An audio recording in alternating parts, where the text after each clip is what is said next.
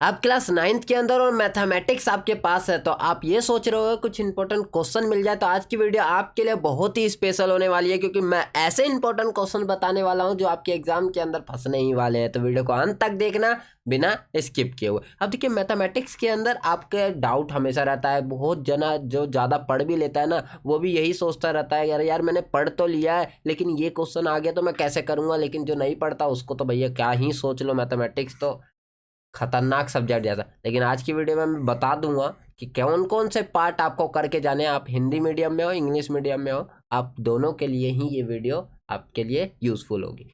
क्या होता है यहाँ पे, सबसे पहला चैप्टर का नाम है आपका नंबर सिस्टम, जिसमें रियल नंबर आ जाता है। नंबर सिस्टम पे चैप्टर होता है। इस नंबर सिस्टम में आपका स्टार्टिंग ही आपका rational irrational number find out करने के लिए आता है। लेकिन रैशनल नंबर फाइंड आउट है, पेपर के अंदर इरेशनल नंबर मतलब अपरिमेय संख्या फाइंड आउट करने के लिए दे देता है। तो पढ़ा हमने रैशनल, पूछ हमसे इरेशनल रहा है, बोल देगा √2 और √3 के बीच में इरेशनल नंबर फाइंड आउट करो। जो बता रहा हूँ वो माइंड में बिठाते हुए चलना, आंसर को निकालते हुए चलना। इरेशनल नंबर तो क्या करना होगा, आप इसका √2 का फाइंड आउट करोगे, आप √2 की जो वैल्यू होती है वो फाइंड आउट करो, √3 की वैल्यू फाइंड आउट करो, कोई से भी दो नंबर आप लिख दो। इरेशनल नंबर बस ऐसे होते हैं जैसे आपका पॉइंट के बाद 1 0 है तो वही चीज़ दोबारा रिपीट नहीं होगी, 100 होगा, फिर 1000 होगा। ये नहीं कि 10 10 वो रिपीट नहीं होगी, तो वो वरना रैशनल में आ जाती है, टर्मिनेटिंग में, है ना। और ये आपका नॉन टर्मिनेटिंग बन जाता है। तो यहाँ पे आपका टर्मिनेट नहीं हो रहा है तो ये चीज़ आपका इरेशनल। तो कोई भी वैल्यू आ गई, सपोज करो कि यहाँ पे 4 आ गया, यहाँ पे 5 आ गया, तो 4 और 5 के बीच में आप कोई भी दो वैल्यू लिख सकते हो। तो ऐसे ही आपका यहाँ पे इरेशनल नंबर और रैशनल नंबर का आ गया। सेकंड आपका आपका जो तरीका होता है, जैसे आप ऑब्जेक्टिव में आ जाए, कोई भी आपको ऑप्शन दे दिया है और ऑप्शन उनको आपको क्या बताना है कि वो आपका टर्म रिकर्सिव है, नॉन रिकर्सिव है, नॉन टर्मिनेटिंग है। ऐसे डेसिमल के आपके टाइप्स बताने होते हैं, तो उन क्वेश्चनों को भी आपको करना होता है। ऐसे भी क्वेश्चन कर पाओगे। देन एक सेकंड उसके बाद आपका आ जाता है एक nth root of a real number.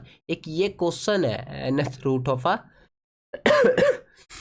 एक क्वेश्चन है nth root of a real number. ये एक थ्योरम टाइप का है। तो ये nth रूट वाला जो है ना, इसको आप रीड कर लेना। ये पेपर के अंदर पूछ ही लेता है nth root of a real number के बारे में ये चीज़। अब यहाँ पे एक चीज़ इसके बाद और आ जाता है कि nth रूट है, रियल नंबर है। तो यहाँ पे एक क्वेश्चन आपका बनेगा कि √2 को आप नंबर लाइन पे क्या करो, ड्रॉ करो। तो √2 को नंबर लाइन पे आपको ड्रॉ करना होगा, तो एक आप यहाँ से ले लो, एक यहाँ से ले लो, एंड जो आपका बनेगा इन दोनों को मिलाओ, एक आर्क निकालो, आर्क को नीचे लगा दो, ये हो गया नंबर लाइन सिस्टम पे √2 का। ऐसे √3 √5 √27 कुछ भी आ जाए आप डिनोट कर पाओगे नंबर सिस्टम पे। ऐसा क्वेश्चन रैशनलाइज के क्वेश्चन जो भी हम बुक के अंदर करते हैं ना, एक एग्जाम्पल है बुक के अंदर जिसका आंसर अगर आप एग्जाम्पल का देखो तो 2/3 करके या 2/5 करके आता है। एंड रूट में आपका यहाँ पे √3 माइनस √5 ऐसा करके आपका एक एग्जाम्पल होगा, वो आपका क्वेश्चन, एंड माइनस में उसका आंसर आता है। तो एक एग्जाम्पल ये आपका, ठीक है। अभी मैं बुक ओपन नहीं, बस बता रहा हूँ आपको, एग्जाम्पल ये हो गया। एंड सेकंड आपका उसका 9.3 वाला जो है, 9.3 को डिनोट करना। फिर उसके बाद आपका जो रैशनल नंबर स्टार्ट होता है रैशनलाइज करना, और वो रैशनलाइज आपके इजी क्वेश्चन तो आपके बुक के अंदर होते हैं, लेकिन बुक के अंदर वो क्वेश्चन नहीं होते जो आपके पेपर के अंदर आने वाले होते हैं। आप बोलो कैसे, ऐसे क्वेश्चन कौन से भैया जो मेरे पेपर के अंदर आने वाले, लेकिन बुक के अंदर तभी तो कहते हैं कि आउट ऑफ सिलेबस आया भैया। हमने तो पढ़ा था वो चीज़ तो आया ही नहीं, आउट ऑफ सिलेबस आ गया बोलने का रीज़न यही तो होता है। तो मैं आपको वो क्वेश्चन बताता हूँ कौन से रैशनलाइज के क्वेश्चन आपके पेपर के अंदर आपको दिख सकते हैं। सबसे फर्स्ट टाइप ऑफ रैशनलाइज के क्वेश्चन आपको ऐसे दिख जाएंगे, जैसे आपको एक p इक्वल टू क्या दे दिया, 5 माइनस में 2 रूट में 6 दे दिया है, एंड वैल्यू फाइंड आउट करने के लिए कह रहा है आपको 1 माइनस में p का होल स्क्वायर अपॉन में p का स्क्वायर। अब इसकी वैल्यू फाइंड आउट करो, बताओ कैसे निकालोगे। तो देखो p की वैल्यू दे रखी है, 1/p की वैल्यू आप निकाल दो।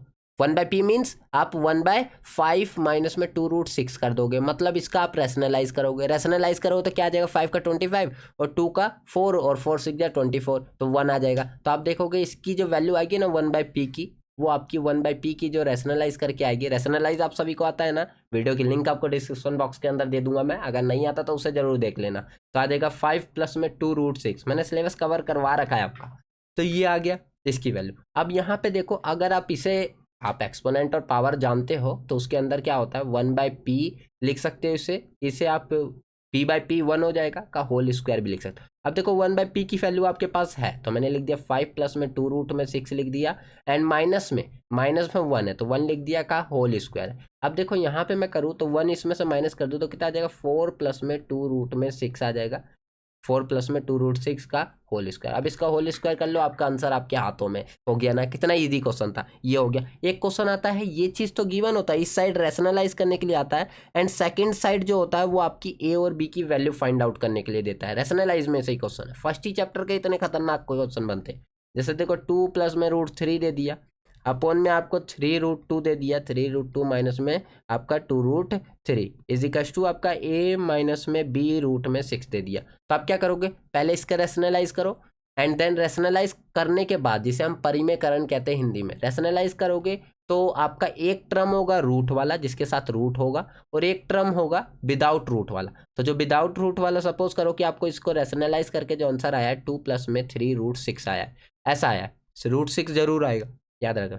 अब यहाँ पे ये करोगे तो आपका ऐसा आ गया, तो आप दोनों कंपैरिजन करोगे तो ए वाला किसके साथ कंपेयर होगा, जो विदाउट रूट का है, तो ए की वैल्यू आ गई आपकी यहाँ से 2, और बी वाला किसके साथ कंपेयर होगा, जिसकी वैल्यू रूट के साथ है, तो -b√6 इजिकल्स टू आपका 3√6 हो जाएगा, √6 से √6 गया, b इजिकल्स टू माइनस में 3 आंसर आपके हाथों में। तो ए और बी आपका यहाँ से निकल गया। तो इस तरीके के आपके रैशनलाइज के क्वेश्चन बनते हैं, और ये आपके फर्स्ट चैप्टर में से ऐसे ऐसे क्वेश्चन बनेंगे, तो आप इसे लगा दो। एक एक्सपोनेंट और पावर का बताऊं, चलिए देखिए, घातांक और करनी का, मतलब घातांक का है आपका, करनी का नहीं है यहाँ पे घातांक। जैसे एक क्वेश्चन वहाँ पे तो बुक के अंदर तो आपको ईजी वाले दिए हुए, यहाँ पे आपको दिया हुआ है जैसे ए की पावर b माइनस सी दे दिया है ना, इसके अपॉन में x b की पावर a माइनस सी दे दिया, डिवाइडेड बाय यहाँ पे आपको लिख दिया x की power b divided by x की पावर a, और c इजिकल्स टू 1 के दे दिया। अब बोला इसे सॉल्व करके बताओ क्या आएगा आंसर, तो इसमें कंफ्यूज हो जाएंगे सबके सब, लेकिन कंफ्यूज हो गए, LHS और RHS दोनों इक्वल आने वाले। एक बार करके देखना, एक्सपोनेंट और पावर ही है, बस इसे आप मल्टीप्लाई करो, इससे आप मल्टीप्लाई करो, इससे इसे करो, इससे इसे करो। एक्सपोनेंट और पावर में डिवाइड वाले जो होते हैं वो माइनस हो जाते हैं, तो आप इन दोनों को माइनस करोगे तो आपका x की पावर क्या आ जाएगी, ए बी है, माइनस में AC ऊपर वाला, फिर यहाँ से आपका माइनस में AB हो जाएगा, एंड यहाँ से आपका B से C हो गया तो माइनस माइनस प्लस का BC हो जाएगा।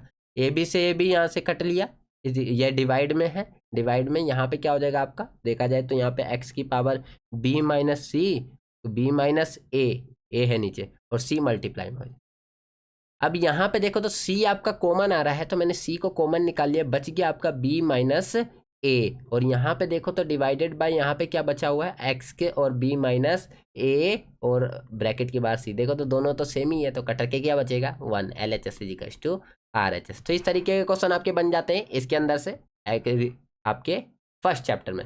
सेकंड आपका पॉलिनोमियल चैप्टर, जिसे बहुपद कहते हैं, और बहुपद के अंदर आपका सबसे पहले स्टार्ट होता है आपका 1 वेरिएबल, फिर 1 वेरिएबल में आपकी आपकी जो वैल्यू होती है उसकी पावर, हाईएस्ट पावर कितनी है, क्वाड्रेटिक है, आपका क्यूबिक है, किस तरीके से आपसे फाइंड आउट करने के लिए सबसे पहले आ जाता है।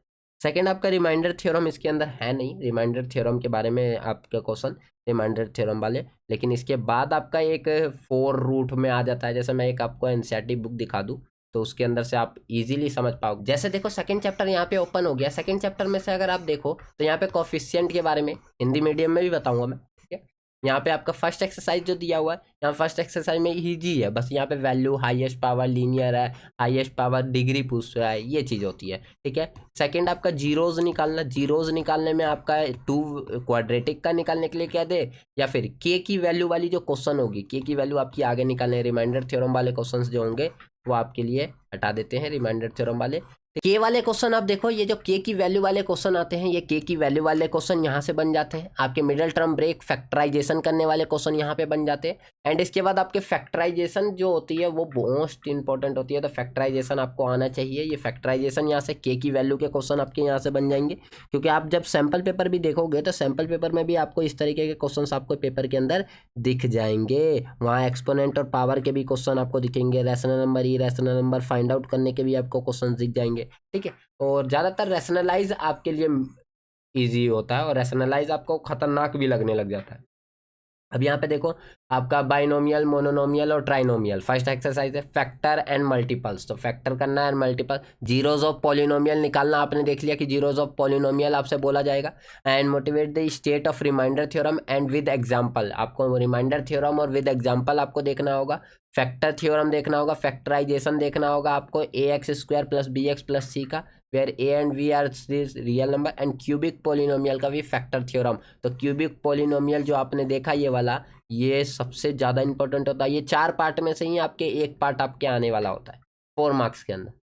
4 पार्ट में से ही कोई सी भी एक पार्ट दे दे, आप चारों में से एक ही लगा के देख लो, समझ आ जाएगा। आप पेपर के अंदर वही लिखाना, पेपर में क्वेश्चन रिपीट भी ना हो तो आपको तरीका तो पता होगा। तो ये आपका यहाँ से हो जाता है सेकंड में से।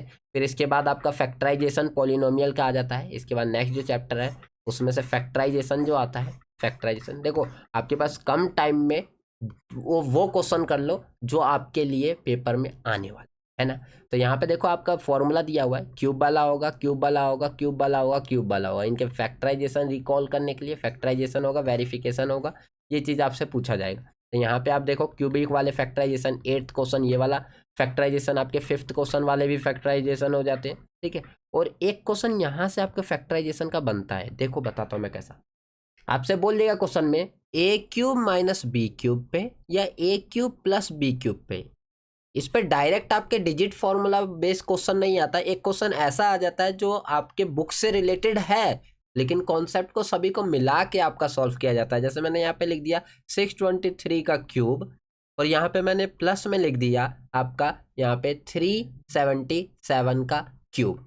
अब इनके क्यूब लिखे हुए और नीचे आपको ऐसे लिख के दे देगा 623 का होल स्क्वायर, और यहाँ पे आपका प्लस है तो यहाँ माइनस होगा, और 377 मल्टीप्लाई में 623, यहाँ पे ए ये आगे भी हो सकता है पीछे भी हो सकता है, मैं यहाँ पे इस फॉर्म में लिख रहा हूँ, एंड प्लस में आपका 377 का होल स्क्वायर होगा। इस तरीके से दे देगा एंड सॉल्व करके बोलेगा कि इसकी वैल्यू क्या आएगी।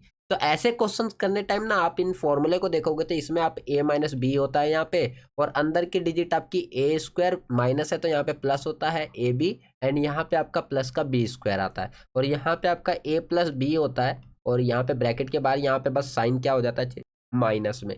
तो आप क्या देखोगे यहाँ पे प्लस वाला हो गया यहाँ माइनस में, तो यहाँ प्लस वाले में जब आप फॉर्मूला लगाओगे तो प्लस वाले को जब आप सॉल्व करोगे तो आप क्या देखोगे कि एक फॉर्म तो आपका ये बन जाएगा और यहाँ पे बस माइनस होगा, नीचे वाले से मैच खाएगा, पूरा कट जाएगा, और कटने के बाद जो पोर्शन बचेगा वो ओनली यही बचने वाला है ए प्लस बी, और ए प्लस बी की वैल्यू क्या होगी आपकी 623 होगी और प्लस में 377 होगा, जिनको एडअप करके आपका 1000 प्लस आंसर आ जाएगा। फिर कोऑर्डिनेट ज्योमेट्री आ जाता है थर्ड चैप्टर, कोऑर्डिनेट ज्योमेट्री में उसके अंदर आपका गिवन होगा कोऑर्डिनेट, उसको प्लॉट करना होगा, वो पार्ट तो यहाँ से हटा दिया गया है, लेकिन आपके कार्टेशियन प्लेन जिसे हम क्या कहते हैं आपका एक ग्राफ बनाना सिखाया गया है। ग्राफ के अंदर आपके 4 कोऑर्डिनेट होते हैं जिसे चतुर्थांश कहते हैं, first second third and fourth. इनकी वैल्यूज़ आपको पता होनी चाहिए। फर्स्ट सेकंड थर्ड में सब पॉजिटिव पॉजिटिव होते हैं, इधर आपका जो होता है एक्स की वैल्यू नेगेटिव पॉजिटिव होती है, ऐसे करके आपके यहाँ पे पूरे बने हुए होते हैं जिसे क्वाड्रेंट कहा जाता है। इन क्वाड्रेंट के थ्रू कोऑर्डिनेट ज्योमेट्री, आपको कोऑर्डिनेट दे दिया किस क्वाड्रेंट के अंदर है ये फाइंड आउट करने के लिए कह देंगे आपसे, ये कह दिया जाएगा एक पॉइंट दे दिया 3,2, एक्स एक्सिस से इसकी डिस्टेंस बताओ, तो एक्स एक्सिस से इसकी डिस्टेंस कितनी होगी जितनी इसकी वाई एक्सिस से होगी, तो जिसकी वैल्यू पूछेगा उससे अपोजिट वाले की बताओ, एक्स की पूछ रहा है वाई की बताओ, वाई से पूछ रहा है एक्स की बताओ, ऐसा होता है। इस तरीके से ये हो जाएगा आपका। फिर मैं यूक्लिड को अभी छोड़ रहा हूँ। इसके बाद लाइन्स एंड एंगल पे आते हो तो इसके अंदर थ्योरम आ जाता है। थ्योरम आपका जो आता है, if a ray stand on a line when the sum of the two adjacent angles of formed is 180, and इसका उल्टा भी। तो अगर 2 एडजेसेंट एंगल हो, ठीक है, जो आपके 2 अगल बगल के एंगल, उन दोनों का जो सम होता है 180 होता है। इसका प्रूफ, अगर 2 लाइन इंटरसेक्ट करती है तो उसका वर्टिकल अपोजिट एंगल जो होती है वो इक्वल होती है। थ्योरम है, थ्योरम देखो आपके फ्री के मार्क्स होते हैं, उन थ्योरम को कर डालो तो ठीक है। Lines which are parallel to, अब मैं कहूँगा कि आप इसको कर लो इंटरसेक्टिंग वाले को, एंड एक अगर आपके थोड़ा और टाइम हो तो इस वाले थ्योरम को लगा लो। 180 एडजेसेंट जो एंगल होते हैं 180 के होते हैं, ठीक है। ट्राइंगल जो आता है, ट्राइंगल चैप्टर जब आता है तो ट्राइंगल के अंदर भी थ्योरम बन जाते हैं आपके, ऐसे ऐसे ए ऐसे, है ना। तो ट्राइंगल के पार्ट को भी अभी बताता हूँ, ठीक है। उसके पहले मैं आपको बता देता हूँ किसका हीरोन्स फार्मूला। और हीरोन्स फार्मूले में आप सभी जानते हो कि हीरोन्स फार्मूला पहले आप सेमी पेरीमीटर निकालते हो, एस इज इक्वल्स टू तीनों साइडों का सम डिवाइडेड बाय 2 निकालते हो, फिर आप एरिया निकालते हो। एरिया जो होता है वो क्या होता है आपका, एस होता है, एस माइनस ए होता है, एस माइनस बी होता है एंड एस माइनस सी होता है। इससे आप एरिया का फॉर्मूला लगा के निकाल देते हो। तो वैल्यू गिवन होगी, इस चीज़ को निकालना होगा, ये क्वेश्चन आपको करना होगा। आपके क्वाड्रिलेटरल जो एप्लीकेशन है हीरोन्स फार्मूला का, वो पार्ट इसमें नहीं है, तो क्वाड्रिलेटरल को छोड़ दिया जाए तो आपके पास डायरेक्ट जो है विदाउट एप्लीकेशन वाले पार्ट होंगे, उनमें आप डायरेक्ट फॉर्मूला लगाओ एंड एप्लीकेशन हीरोन्स फार्मूले को कर दो। हीरोन्स फार्मूले का पार्ट जो है वो ईजी ही होता है, ज़्यादा बड़ा नहीं है। आपके पास यही दो फॉर्मूले होते हैं, वैल्यूज गिवन होती है, या फिर देखो अभी यहाँ पे तीनों साइड दे दे तो आप इस फॉर्मूले को लगा दोगे। आपके पास एक साइड है या दो साइड है, एक पेरीमीटर दे रखा होगा, तो तीसरी साइड आप यहाँ से पेरीमीटर से निकाल लोगे।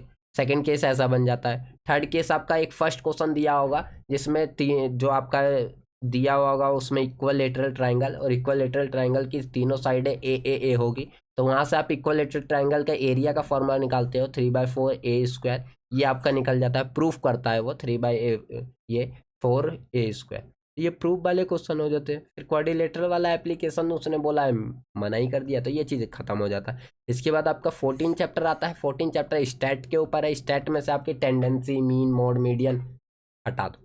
बच गया क्या, बार ग्राफ, हिस्टोग्राम। हिस्टोग्राम अलग अलग लेंथ पे एंड फ्रीक्वेंसी पॉलीगन, मतलब बारंबारता बहुभुज। वैल्यू दी होगी, बस आपको बनाना होगा, कोई भी एक बना दे। हिस्टोग्राम बना लो, बार ग्राफ बना लो, फ्रीक्वेंसी पॉलीगन, ठीक है। तो आपका हिस्टोग्राम पे मोस्ट ऑफ द केस बनता है, क्योंकि इसमें आपकी लेंथ अलग अलग हो जाती है, तो लेंथ के थ्रू आपको वेरिएशन निकालना पड़ता है, देन हिस्टोग्राम बनती है। तो इसलिए हिस्टोग्राम आपके लिए इंपॉर्टेंट है।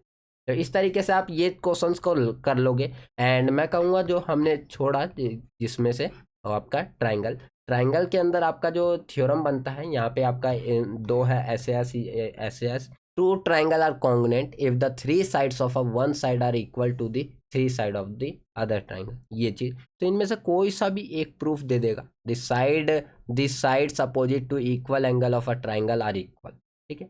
तो आपका यहाँ से प्रूफ लिखने, ये प्रूफ करना, तो प्रूफ का ये बन जाता है फिफ्थ वाला। तो ये आपके यहाँ से थ्योरम बन जाते हैं। ये थ्योरम मैं कहूँगा ज़्यादा से ज़्यादा कर ही लो।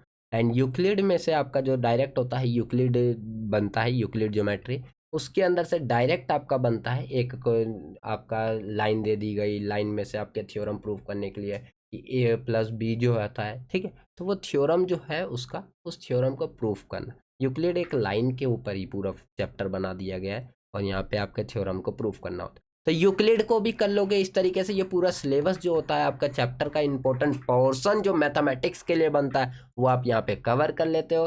तो ये वीडियो कैसी लगी आपको नीचे कमेंट बॉक्स में बताना। इसी तरीके से आपके इस चैनल पे वीडियो मिलते रहती है, और इंपॉर्टेंट क्वेश्चन के साथ हर तरीके के टॉपिक्स आपको प्रोवाइड किए जाते हैं। तो चैनल के साथ आज ही जुड़े, चैनल को सब्सक्राइब कर ले, और नीचे टेलीग्राम ग्रुप का लिंक होगा, उसे ज्वाइन जरूर कर ले, क्योंकि आने वाली जो नेक्स्ट वीडियो होगी उसकी नोटिफिकेशन उससे पहले, आने से पहले आपको उसके अंदर मिल जाएगी। मिलते हैं नेक्स्ट वीडियो में ऐसे धमाकेदार और मज़ेदार टॉपिक के साथ। जब तक के लिए बने रहे विक्की वर्मा के साथ।